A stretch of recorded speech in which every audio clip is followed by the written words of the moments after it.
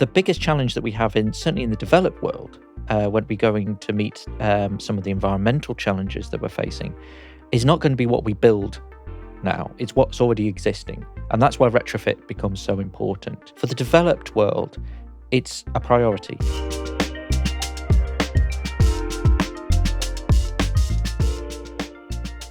Hello, and welcome to Be Sustainable, where we turn complex ideas about sustainability into real-world solutions for the built environment. This is episode 1 in a series of podcasts, which you can subscribe to on Apple, Spotify, and YouTube. On today's episode, we're joined by Dr. James Ritson, a senior academic at UCM. He's an architecturally trained building conservator with a focus on sustainability and heritage buildings. Alongside his role at UCM, James holds a range of positions with external organisations. He is Vice President of the ICOMOS International Scientific Committee on Energy and Sustainability and is published widely on sustainability, health and environmental issues. James, thank you for joining us today. Thank you very much for having me. We're talking today really about retrofitting. And I think a lot of people have some idea of what retrofitting means. Can you just give us a snapshot of your definition of the topic? Well, retrofit is actually a very broad term. I mean, in its purest form and in its simplest form, it's a deliberate intervention into an existing building to either change it or to update it in some fashion. And that differentiates it from other activities such as maintenance and repair, which is simply to continue its current position. Retrofit actually is to do something actively to change the building in some form. Now, that might be simply to update its style. It might be to meet some changing needs within a company and so forth.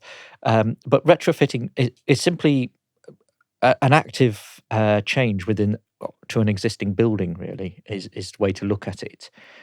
The difficulty that I think a lot of people have now come to use the term is to be it on a kind of an energy saving front. From the sustainability perspective. Sustainability, and to change on that. And that's where sometimes the confusion comes about with these terminologies. And I think this is quite common throughout the built environment. You know, what one professional group or group of professionals, shall we say, refers to a term may be very different to what another group understand it to mean. From your perspective, and with that sustainability lens, what are the benefits available from retrofitting? Well, benefits, the first thing is we can't just simply keep building and building. Mm-hmm. I mean, obviously, it sounds obvious, but we live in a finite planet. We can't just keep building. We have to reuse what we have. There are other sustainability benefits that are rarely talked about, and these are things like the cultural fabric of our cities and our places. It's a very small list of places that were designed from scratch that have worked. You know, our cities evolve, our towns, our villages evolve, and retrofitting really does fit into that in a much more sustainable way from a cultural point of view. But the biggest challenge that we have certainly in the developed world, when we're going to meet some of the environmental challenges that we're facing, is not going to be what we build now. It's what's already existing. And that's why retrofit becomes so important. Retrofit in a developing country is much less of a major consideration. But for the developed world, it's a priority because, you know, some simple facts like 80% of the buildings that we're going to have in 2050 have already been built. Mm-hmm. So if we're going to improve the environmental performance of the built environment as a whole, it's got to include the existing built environment. And that is a very big challenge because if you're building a building from scratch, you can start to really put in these elements, from the design idea, from that. Retrofitting something in is a much more complicated puzzle. So it's a bit like trying to fit a new washing machine into an existing kitchen. You know, it's easier to make sure all the pipes are in exactly how you want it. The things there. When you've got to just squeeze your hand behind a unit to try and plug it in or repipe, put in the plumbing and so forth, it's always more difficult when the things are there. Exactly the same applies when you expand that theory to dealing with a building within an existing fabric and so forth. You have limitations, those limitations become challenges and so forth. But I think it's really important to remember that we're not going to meet any of the environmental targets by just building new. We have to deal with what we already have. Now, that doesn't mean demolition is completely off the cards for certain buildings, of course not, but really we want to be avoiding demolition as much as possible, really. Yeah. So if retrofitting in this context of the existing built environment is not purely around energy efficiency, what is it? Well, you've got to remember sustainability in its truest form has, in a simple way, 3 pillars. So we have the environmental, and that's probably what most people, if you say you're going to build a sustainable building or going to try and be more sustainable, they're trying to be more environmentally friendly. But there are 2 other pillars that have to go along with that. One is the economic.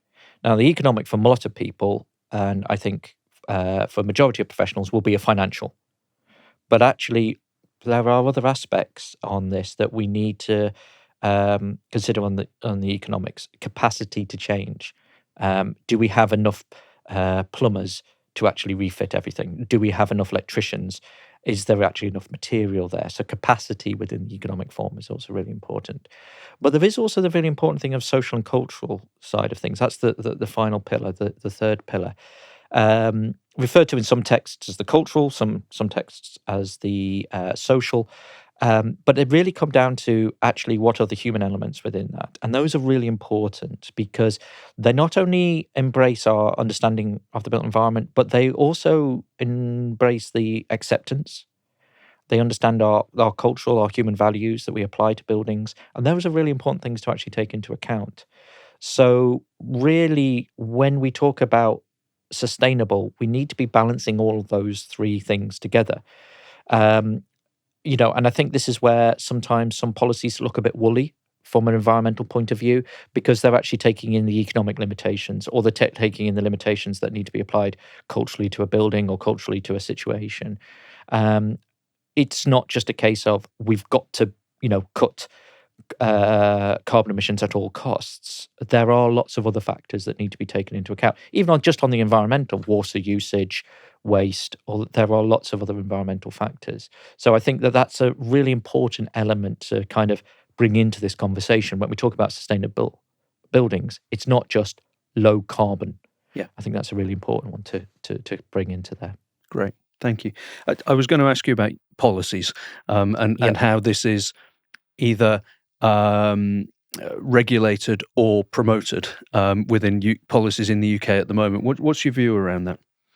Rather poorly at the moment. And I think that, I think certainly if I said 6 months ago, I'd be much more negative. I think that the shifting is happening. I think the big shift has come from the professional bodies. So we're looking at the RICS, the RIBA, the planning particularly. I've done a lot of work on prioritising in local plans, things like brownfield, prioritisation of development and so forth.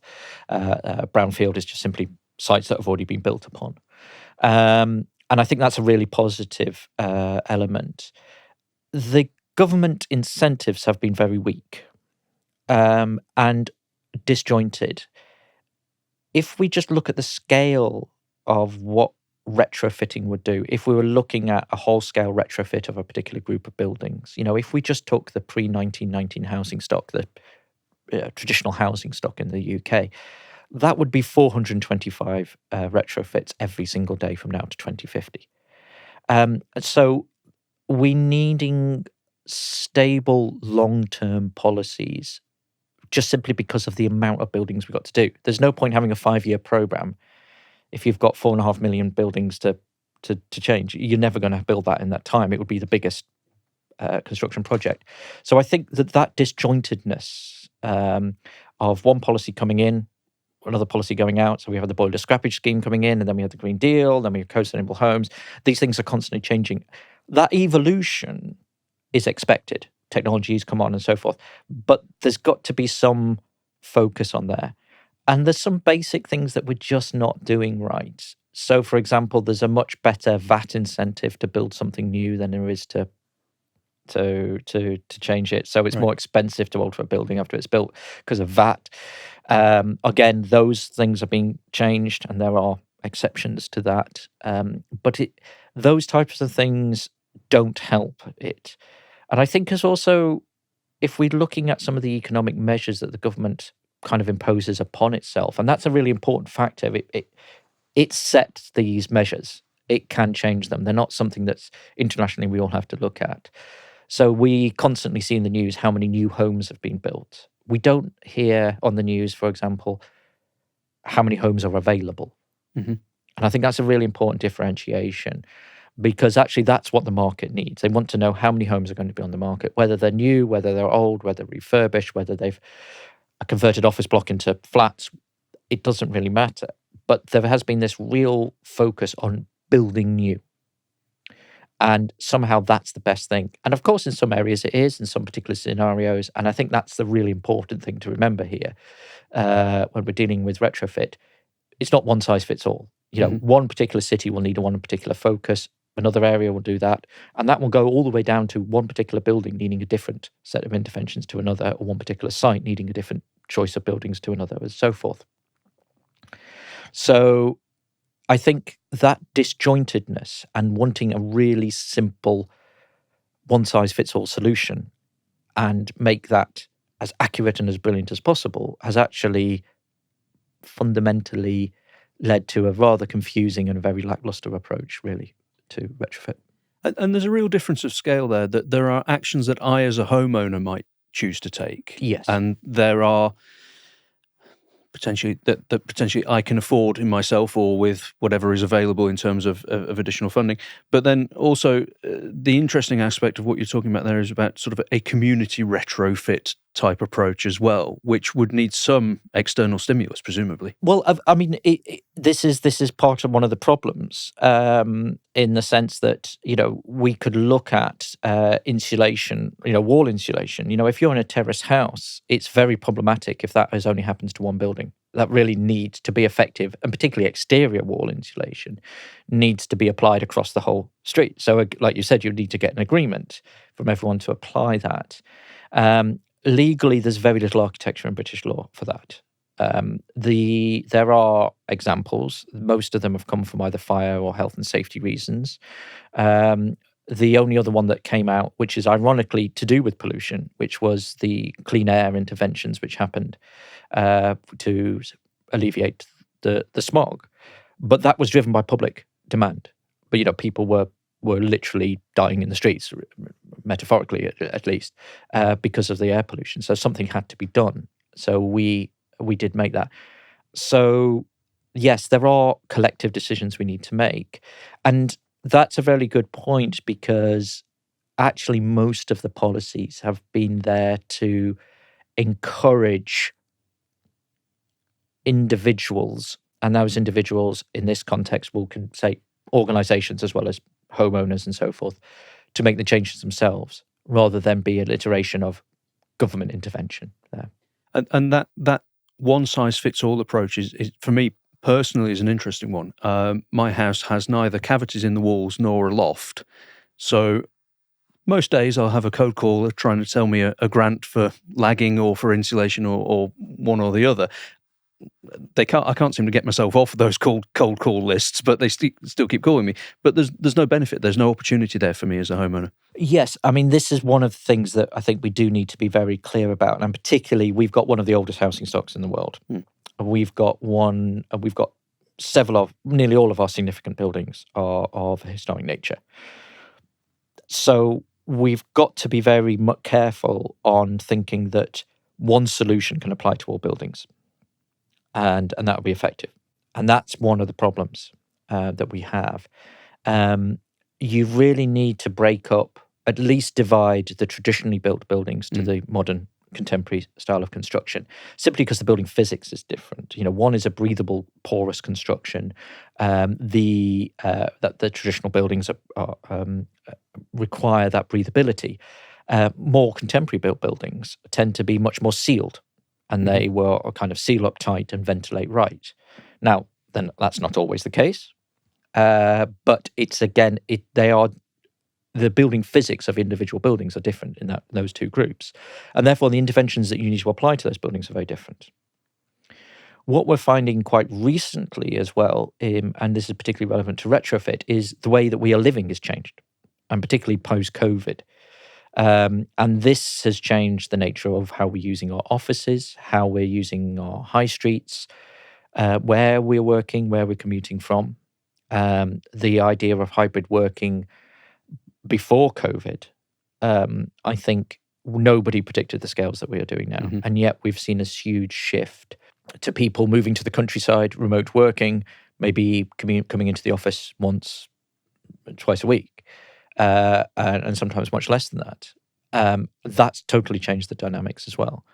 And I think that's also changed the dynamics of how we measure sustainability as well. And I think that's a really important one. But I think that individualism and that understanding of that a building one size fit all doesn't work if everything in the if all of the buildings are slightly different, and that's the really important thing to measure. And that, unfortunately, we're still catching out. We are still getting people saying, "Oh, I'm sorry, you're not going to get any funding unless you do X, Y, and Z measures." If those measures aren't actually suitable for that building, does that mean that building shouldn't be updated, or actually, what can be done? And I think we are looking for very simple solutions to an immensely complex and varied problems. And one size fits all is a very dangerous context when we're looking at the variety that we have in the UK. And that's not just the building. The economic conditions in different cities is very different. So again, those are things that we need to be very careful about. And from what you're saying, it's wider than simply the context or the fabric of the building itself. Lifestyle comes into this. I as a post-COVID, largely home-based worker, might think, I'm doing great things by not driving into the office 5 days a week, so I'm not using my car as much, so I'm having less impact on the environment. However, I am heating my home. And this is one of the things that we're looking at right now. Research in UCM is that actually what businesses would call Scope 3 emissions, which is emissions that happen that are related to their practice but doesn't happen directly to them. These are actually really important. A very simple analogy is saying, my microwave meal only takes 3 minutes to heat up in the microwave. I'm really energy efficient, not counting the fact that that's already been pre-cooked, packaged in plastic and wrapped up and so forth before. And I think these measures do need to be taken into account, because I think there is this changing scenario. But also, I think people need to take into account, and this kind of goes back to those 3 pillars that I was saying, is who's now contributing to that heating cost.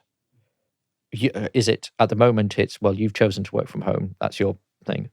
What influence does that company have? The questions of privacy about, well, actually, we would really like you to be more energy efficient at home. Is that any right for an employer to say that? Those types of things are all big issues that we want to look at. But actually, they also draw into some other things about retrofit that I think are really important. We've been saying to people, every building should be zero carbon. Well, actually, we need to be looking very collectively on that. Is there a point of refurbishing a building to be zero carbon? Huge amounts of both financial capital and material capital into making that building zero carbon, if everyone's got to drive to that building to access it. Yeah. There's no public transport there, so everyone's driving there, and the local electricity circuit can't handle that many car charging points. There are lots of other elements within this, and this is what I'm saying is politicians like a very quick, a 12-word little phrase, or even better, a 2 or 3, look at the effectiveness of Donald Trump, make America great again, the MAGA, simple taglines. They like simple solutions. This is an incredibly varied and complex problem, which I don't think can be distilled down to this, all you need to do is put in heat pumps. It's not as simple as that. I think there's got to be more to it than that. Thank you, James. Just coming back down to the individual building again for a moment, can we talk about the difference between mitigation and adaptation? These phrases both really came out from the environmental sustainability agenda, and particularly the climate change agenda. So mitigation is that you're trying to resolve an issue. So this would be to change a building to lower its carbon emissions or to use less water, to become more environmentally friendly. So you're making a change to the building to resolve a problem, to mitigate a problem, so to speak. And where there is another factor on this that is particularly relevant for the developed world is also adapting to climate change. Now, climate change is already happening. As much as there are naysayers and doubters and so forth, we are seeing a change in climate. And that adaptation is actually really key. Now, you started that question by talking about the individual building. Actually, if you start looking at an individual city, the adaptation is really important. A very simple example is that we build our buildings to a roughly approximation of about a 1 to 100 year weather event. So our buildings should be able to withstand the typical weather within a 100-year period. What we're seeing is a change in climate. So we're seeing much more frequency of extreme weather events. So the 1 to 100-year events are happening much more frequently than 1 to 100 years. We are seeing weather and weather-related risks happening to areas that weren't designed to deal with those. So a very simple example, if we take UCM's offices, we have them in London and in Hong Kong. The buildings in Hong Kong will be designed to deal with typhoons because that's a frequent occurrence in there.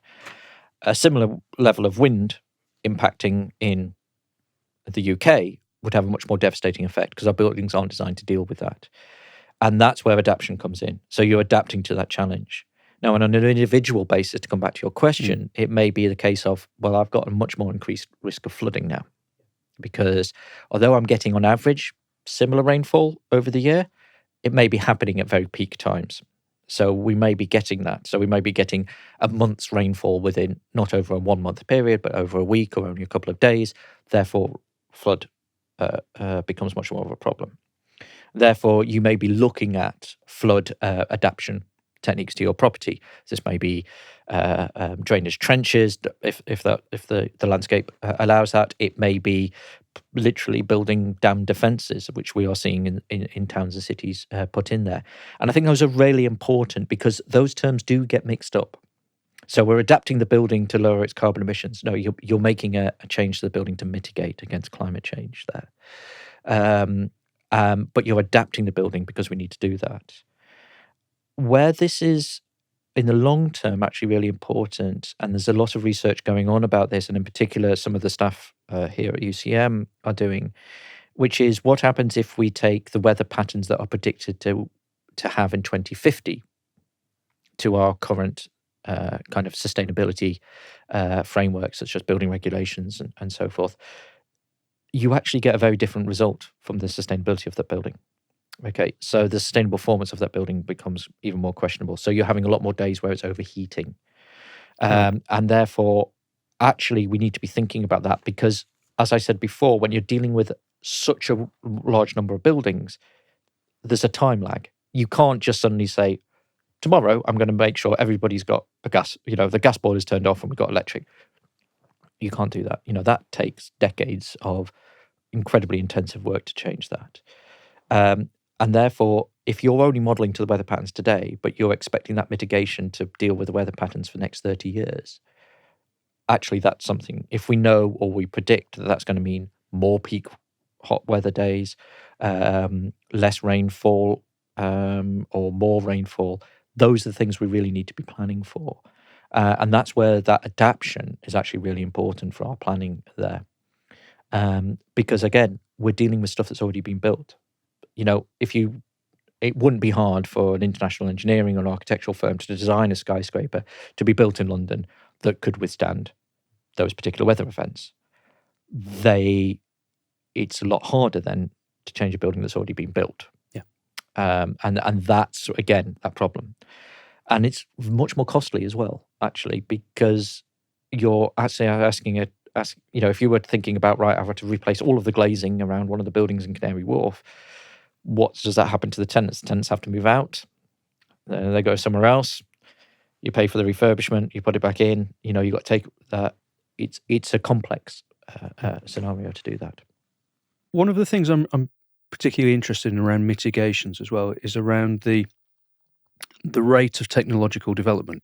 So I could make a mitigation within my home now based on the currently available technology. Yes. There might be a development in the technology that means if I'd waited 5 years, I could have made a much more effective mitigation, because I as a homeowner, I don't know what's coming down the track.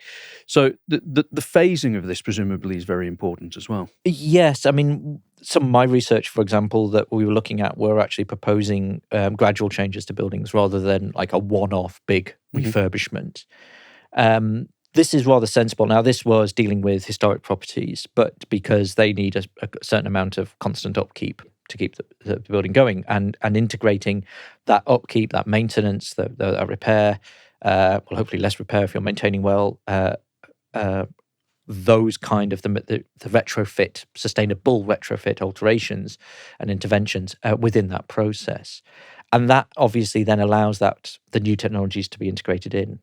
I think one of the things that we're seeing missing a lot of actually within the literature around retrofit, and particularly the architectural design of retrofit, is not allowing for that flexibility of new technologies. One of the first things that I would be setting into any guidance is allow your buildings to be flexible, and particularly around the services and the technologies. Structures can last for hundreds of years. And many building materials. We've got windows from Georgian period still going strong, and that have been well maintained. We've got buildings hundreds of years old and so forth. None of the services, well, very few of the services have lasted that time. That's the thing that's going to change with the technology. So making sure that architects, engineers allow for that adaptability, particularly with the technology and the building services, is actually a key part of sustainable retrofit, and allowing for that. I actually also think there's a bigger one there on looking off from the economics. It's a big say to somebody who's maybe struggled for their mortgage, doing that, to suddenly say, right, I'm not going to ask you to go and put another £60,000 or £40,000 into your house to make it zero carbon and so forth. If you actually said, okay, there's going to be a work pattern, you're going to pay a little extra every month, and you're seeing this already with some of the technologies. You're not paying up front, you're paying over a period of months for things like boiler replacements, heat pump installations and so forth. That's actually an easier sell as well for people. It's very hard to sell a large capital gain, capital output of your building when you're not actually seeing much change. You don't actually, an energy efficient heating system looks the same as I've just given up my, this year's holiday to pay for this, and nothing seems to have changed. There is a certain element of that. So I think that is something else, again, we need that gradual technology. And that approach is actually something that's really important, because we can do simple things, even with very basic, in the way of not just building for now, but thinking about the future. So one of the things that we looked at was making sure that all of the hot water tanks that are installed has multiple heating coil inputs, so that even though you're not using those, so that you would typically have one input into your hot water tank, maybe from your gas boiler or from your pump, and then you would have an immersion backup or an electric backup. Actually, install a tank which has got an additional tank of thing already, and therefore it's much easier then to put in, a secondary source of heating. So maybe solar thermal or another form. Maybe you're in the in a rural setting, and maybe you could put a wood burning stove, for example, and that makes things easier. If we think about what might happen in the future, that's important. But I think you are right about new technologies. Heat pumps in this country have been very slow in the uptake. There's some fundamental reasons for this, and especially when we compare it to the continent. The methods of heating are slightly different, and so forth. And particularly with the older built buildings, the general heating system pipes are too small for effective installation. they're actually quite easy to put in if you're doing a large refurbishment. So if you're kind of moving out of the house, doing a big extension, a big alteration to your building, that can be done. They're much more difficult to do if you're, say, in living in the house at the same time. You still got your kids in there, you still got your family and so forth. That's more difficult. Those heat pumps aren't just an easy straight replacement. Mm-hmm. However, the technology, as you mentioned, has increased in speed, and now we have high temperature heat pumps that can actually just be a direct swap. At the moment, they're quite much bigger. They're still quite hefty units, but at least now that's not going to require a total rethink of the building's heating system or the house's heating system. So I think you are right about the technology, and on that front, I would say that could end up also being a perpetual problem. It's, I'm not going to change until this technology comes. That technology's come, or the new one might. It's a bit like buying a computer. Yes, no matter what you buy, it will eventually be replaced. That's the process of technology. It will get better, and I think that is something there. To try and summarise or to draw to a close what's already been a really interesting conversation, the pursuit of zero carbon in retrofitting might be a mistake. Is that fair? I think in every scenario, yes. I think it could be. You could be perceived to be making a rod for your own back by saying that every single retrofit needs to be zero carbon.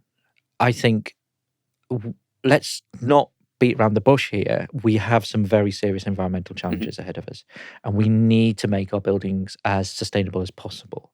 And particularly, we want to move away from that idea that we're going to be heating and powering our buildings by basically burning stuff, whether it be coal, gas, or whatever. We want to be generating that energy, and whether that's a little gas boiler in your cupboard under the stairs or in your kitchen, we want to be moving away from that. But saying that every single retrofit, or a retrofit, in particular, retrofit is a failure if it's not zero carbon, and it's not sustainable if it's not zero carbon, I think is a mistake. Like I said, sustainability is involving three pillars here. Environmental, the cultural and the economic. And we've got to be clear on this in the sense of the scale of what we need to be doing to our buildings. I think what we would probably want to be aiming for is a more rounded balance of those three pillars, and saying we want to make them as environmentally as possible, but accepting the economic and the limitations, whether that be capacity to build, supply and demand, or just simply what's your budget, which is probably the biggest element that we can all in the built environment have to deal with. The client, very rarely do you have a multi-millionaire client come in and say, well, do whatever you want, I don't care how much it costs. That's a very rare occurrence. But I also think we need to also understand the cultural and the social elements much more. Actually, the most sustainable thing we can do is to keep our buildings going, and actually making sure that those buildings are kept going by being relevant and making those changes. And if that means that the community centre, or the local church hall maybe doesn't get zero carbon but still maintains to be a hub in the community, that in itself is still sustainable. I don't think that alleviates the risk then of saying, well, it shouldn't, that means that I would rather put the money into a new creche rather than saving energy. No, I don't think it needs to be that balance. I think we need to be making things energy efficient, and as energy efficient as possible. That doesn't necessarily mean net zero. And I think that comes back to your previous question, is about new technologies coming in. And I think that if we are encouraging people to become as sustainable as possible, from an environmental point of view, and that is a driving force, that's got to have the consideration of the other two pillars of what the community requires and what the economic limitations are. Because I think if you ignore those two, we're never going to make actual big scale successes in our retrofit program. And I think you only need to look at some of the really exciting and really interesting designs in not just retrofit, but regeneration projects that have gone on in the UK. Some have been really successful. And their focus has been on creating a more sustainable built environment without necessarily hitting that chiming bell of zero carbon. And I think that still means that we're making progress towards that. We do that. And I think where I would cover that and justify that from my environmental point of view is the biggest challenge that we're going to have in the built environments in terms of emissions isn't going to come from the UK. It's going to come from developing countries. They're going to be the biggest emitters, and we've got to do that. And I think that doesn't alleviate our responsibilities for doing it, but we're still a country that needs to have a strong economy. We're still a country that needs to have a strong cultural and social collective. And I think that those elements need to be put in there. Where the actual biggest shift, and this doesn't come under the topic of retrofit, but is actually how we help and participate in that change in the rest of the world. And at the moment, although it's been weakened slightly by political behaviours over the last 12 months, we are still seen as a positive driving force in that direction. And that's actually going to have the biggest impact on the environmental impact. So I think it's the balancing of those three pillars that's really important. But that's not an excuse that we can't make significant environmental improvements to our buildings. Great. Thank you. That has given me ideas for about 5 more episodes just in that last answer. So there's plenty more there to talk about. Thank you very much. That's the end of episode 1 of the Be Sustainable podcast series, focusing today on retrofit with James Ritson. James, thank you very much for your time today. Thank you very much. If you'd like to hear more of that kind of thing, then please do subscribe and listen to our series of podcasts. It's available on Apple, Spotify, and YouTube. Within the show notes there and the descriptions, you can also find ways to respond to us, to respond to the points raised in the podcasts, suggest topics for future podcasts, or ask questions. Thank you.